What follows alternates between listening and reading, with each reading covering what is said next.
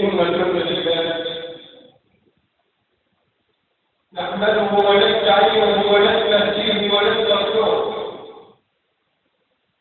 ونعوذ بالله من شرور أنفسنا ومن سيئات أعمالنا إنه من يهده الله فلا مضل له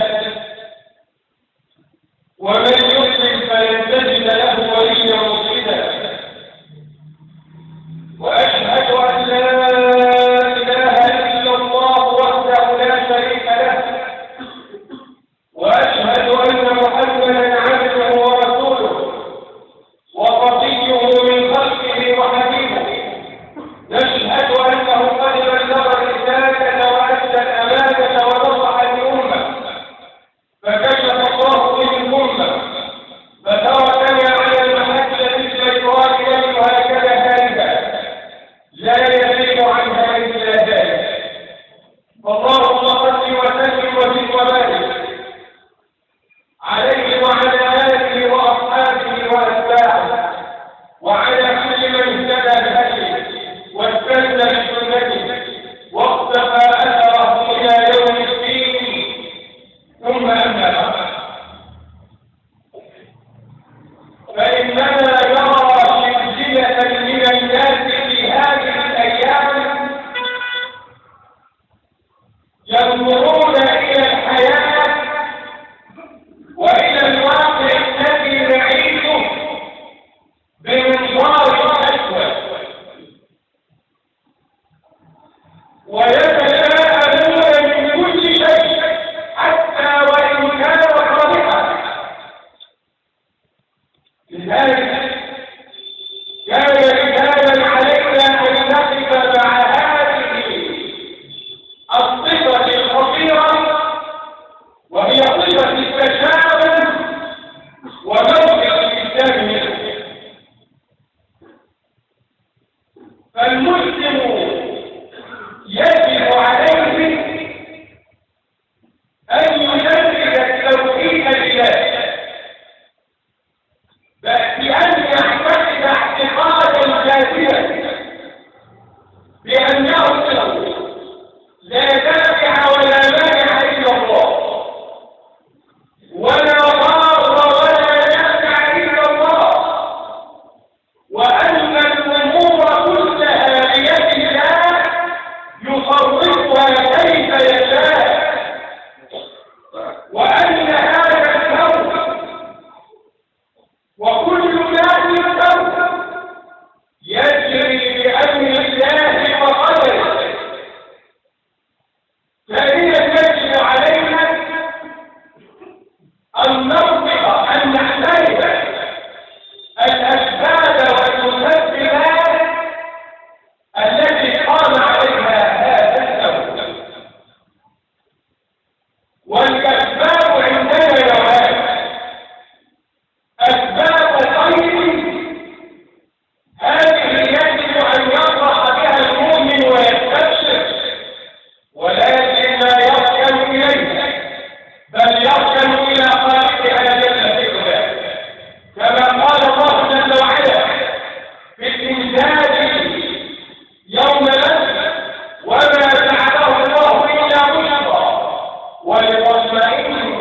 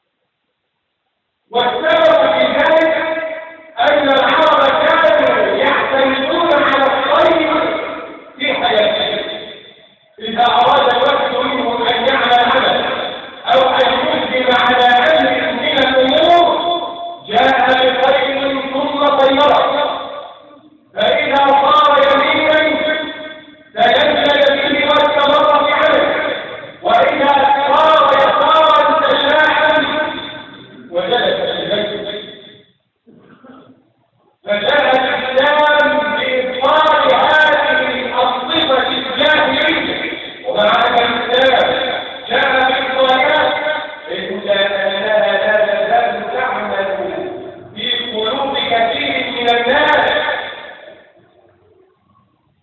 ومن تشاءم الإنسان لا تشاءم فقد زاد من التوكل على الله وصار عذابا من أبواب الشرك والكذب. ومما كان الناس يتشاءمون به ولا يزالون الهامة، والهامة في اللغة تحت الهومة. كانوا يقولون إذا وقعت الهومة على بيت أحد فقد جعل إليه واجبا منه. خلاص في واحد يموت من هذا البيت.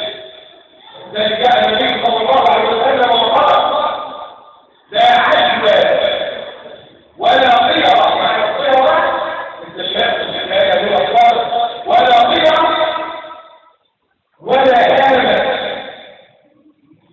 كذلك كانوا يتشاءمون بكلمة ليس كلمة من أجلنا والمهدة كبار السن، يتشاءمون من أنس البيت ليلا ويقولون إنه يجلب الخراب ويمحق البركة والرزق. كذلك كانوا يتشاءمون بفتح المصحف وفتح الآيات، حيث كانوا يفتحون المصحف إذا وقعت أسوارهم على آية فيها العلم والشر، وإذا وقعت أعينهم على آية فيها عذاب تشاءموا. حكي أن الوليد بن يزيد استفتح لما كان رئيس اليوم غير لا الوليد بن يزيد فتح المصحف فوضع بصره على قول الله جل وعلا واستفتحوا وخرب كل جبار عنيد، فمسك الوليد المصحف وقال أتتوعد كل جبار عنيد؟ أتتوعد كل جبار عنيد؟ فأعلى باب الكرام عنيد، فإذا جئت يوم الحشر فقل يا رب من دخل الوليد. لم يلبث إلا أياما حتى قتل وطلب على باب القبر. ومما يتشاءم به الناس أيضا المصائب والبلايا التي تنزل على الناس، وهم يعودون المصيبة أو المرض أو البلية حين تنزل على العبد، حينما تشرق الدنيا في وجهه وأن هذا المرض هو آخر شيء في حياته وغير ذلك من الأوهام التي ما أنزل الله بها. ومن الأشياء التي يتشاءمون بها أيضا ولا يزالون التشاؤم بأشخاص معينين. إذا رأى الإنسان إنتاجا ما في الصلاة ثم حدث له شيء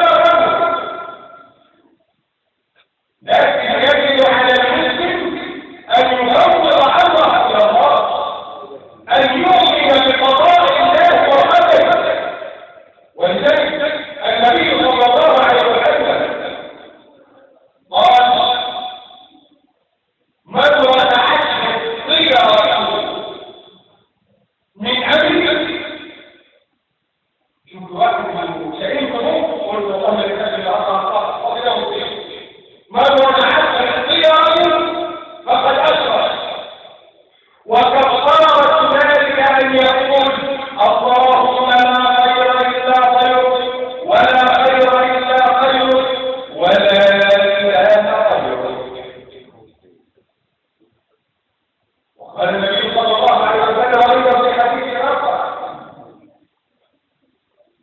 من تطير فإنه أجمع الحديث فإنه يصيبه مقبول، لأنه يجب أن يمثل أمر الله، فإذا لم يمثل أمره بالله ويعلق قلبه بالله وجعل محبا فإنه قد يصيبه ما يكره. أما إذا علق قلبه بالله وترك الأمور التي لا تجري في مقاديره فإنه لا يضره ذلك. ولذلك قال النبي صلى الله عليه وسلم: ما منا إلا ويتغير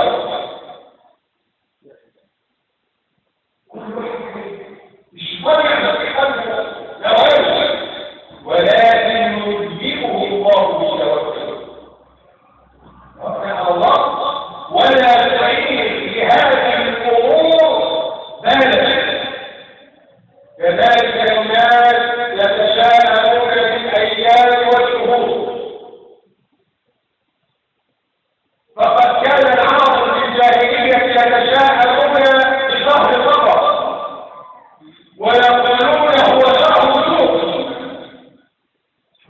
جاء الإسلام وأفضل هذا الأمر وقال النبي صلى الله عليه وسلم: لا عدوى ولا طيرة ولا هامة ولا مطر، يعني لا تشاءم بشهر صفر.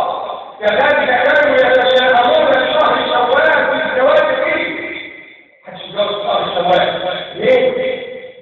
قالوا إن طاعونا أصاب الناس فمات فيه كثير من العرائض، فكيف يتشاءمون بالزواج في هذا الشهر؟ فجاء الإسلام وأصل ذلك وقالت السيدة عائشة رضي الله عنها: والله ما تزوجني رسول الله إلا في شوال ولا بدا بي إلا في شوال، فأي نسائه كانت أحظى مني أيام. يقول شهر شوال شهر كذلك كانوا يتشاهدون بيوم الأضحى ويقولون إنه يوم نحر، لأنه هو يوم العذاب الذي نزل على عاد قوم هود في يوم نحر مستمر. لكن الزمان كله هو زمان الله، خلق الله، وفيه تقع أفعال العباد. وإذا عمر الإنسان هذا الزمان بطاعة الله فهو زمان المشهور عليه، وإذا عمره بمعصية الله ومخالفة أمره فهو زمان المشهور عليه. المخالفة والمعصية هي الشؤم الحقيقي الذي يجب أن يتحاشاه الإنسان.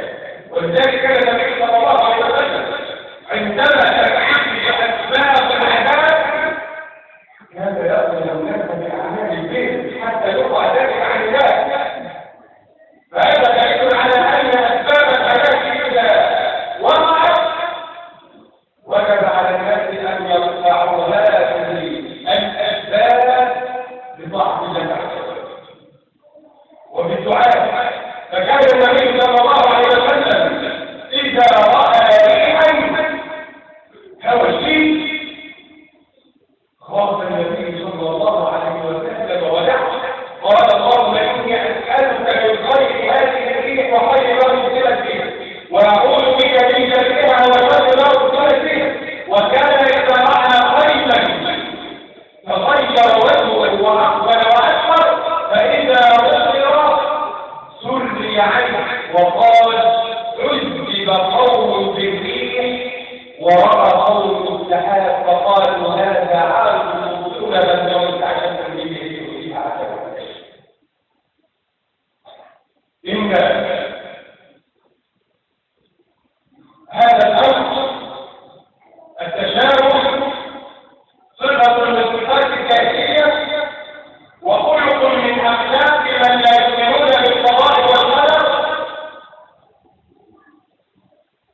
ولذلك يجلب عليه السعادة والشقاء. ولذلك السبب الخير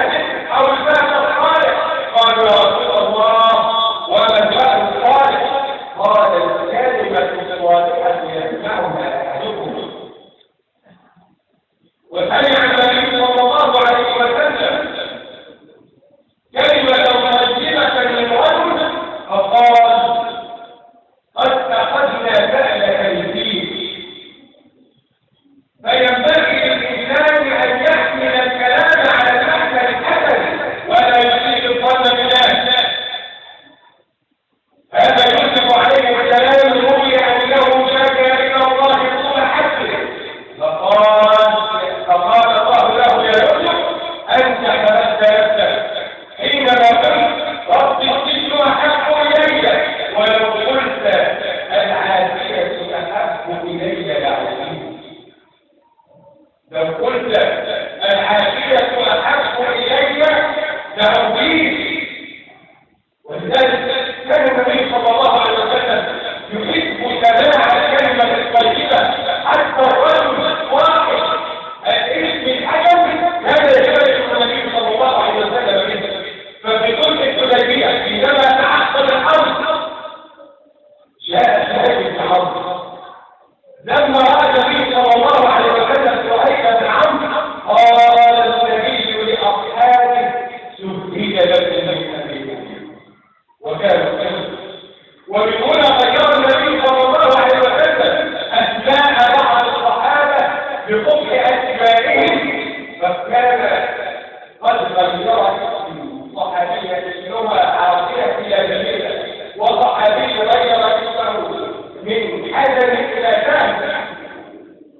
إن التشاؤم يجب على الإنسان السعادة والشقاء ويصور ذلك الشاعر حينما يقول أأبقى على قصر الجديدين في جوى الجديدين هما الليل والنهار والجوى والنكد.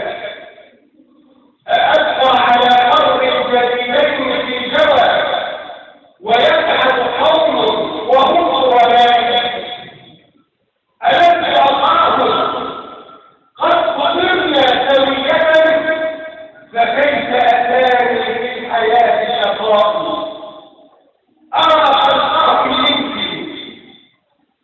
وخلقي مثله وما خطرت به همتي وجمالي يسيرون في غرب الحياة راحبا على حين بيعي استنى منه إلهي ألا إنما بشر الحياة تفاؤل تفاءل تعش في عذرة السعداء. يقول النبي صلى الله عليه وسلم لن ينال الدرجات العلى من تكهل أو استثقل أو رجع من السفر مستغفرا أو كما قال صلى الله عليه وسلم فشهد الذنب فلا تذنب له صلى الله عليه وسلم.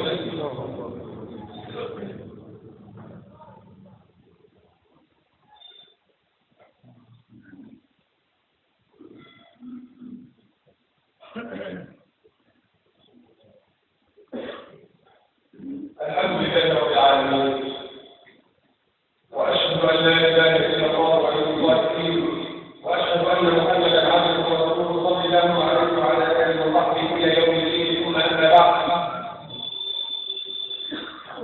فان التشاؤم صفه من صفات الجاهليه تجعل الانسان يموت قبل مماته.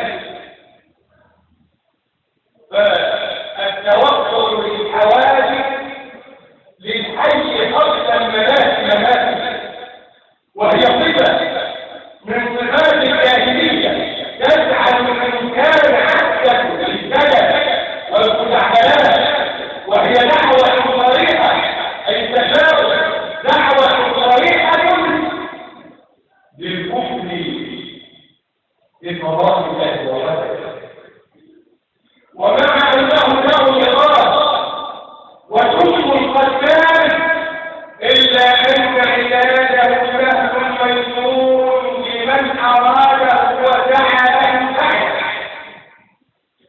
أول علاج لهذه الصفة الثانية التوكل على الله.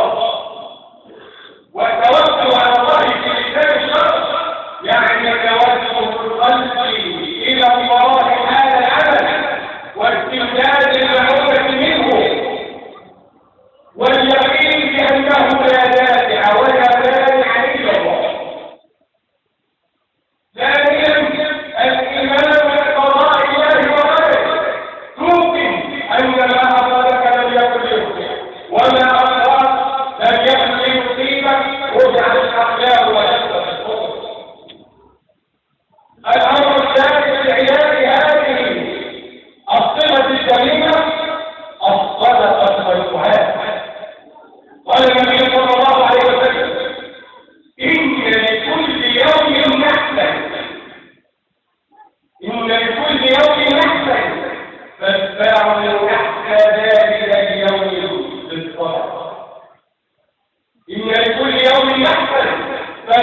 يحيى ذلك اليوم بالصدقة، فالصدقة تمنع وقوع البلاء بعد العقاب الثالث. كذلك الدعاء كما قال النبي صلى الله عليه وسلم: إن البلاء والدعاء يحتملان بين السماء والأرض إلى قيام الساعة.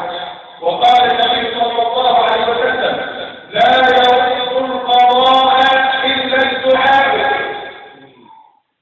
وقال ابن عباس: لا يشفي الحذر من القدر، ولكن يرفع الله بالدعاء ما يشاء من القدر.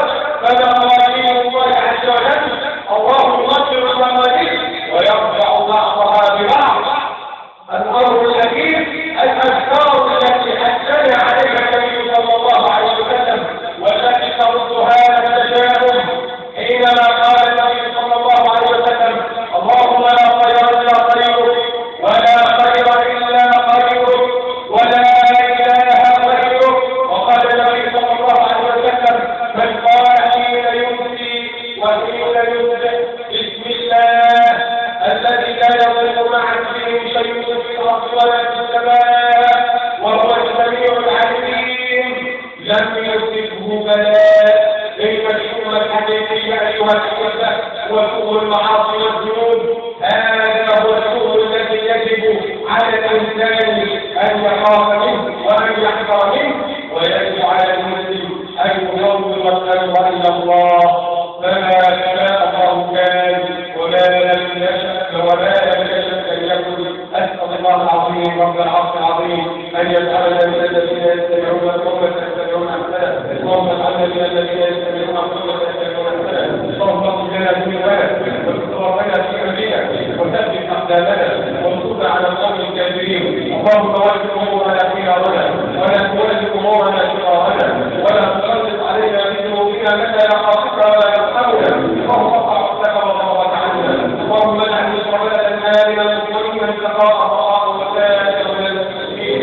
اللهم صب علينا خير فضل ربا ولا تجعل حشنا كدا جدا. اللهم اغفر للمؤمنين والمؤمنات المسلمين والمسلمات الأحياء منهم والأموات إنك يا مولانا سميع قريب مجيب دعوات. آمين. أقول قولي هذا وأستغفر الله لي ولكم ولكم.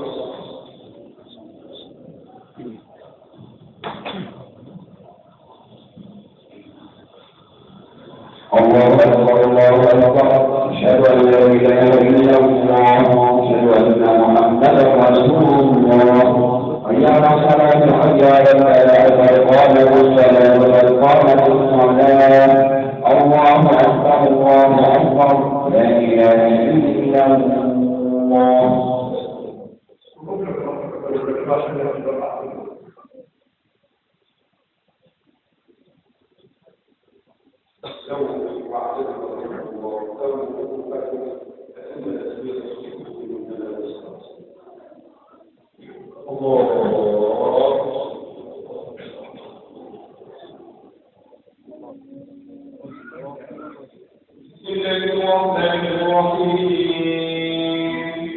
الحمد لله رب العالمين الرحمن الرحيم مالك يوم الدين إياك نعبد وإياك نستعين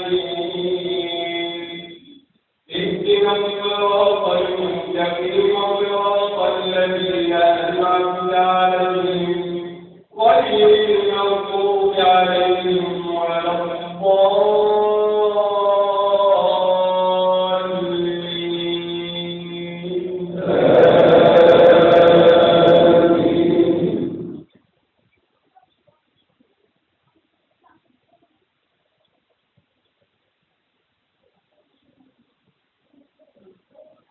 أرأيت الذي يكذب بالدين فذلك الذي يدعو اليتيم ولا يحض على طعام المسكين.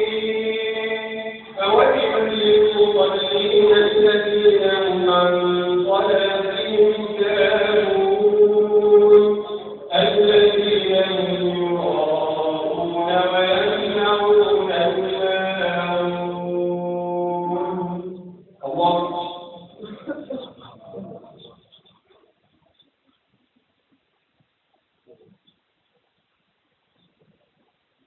سمع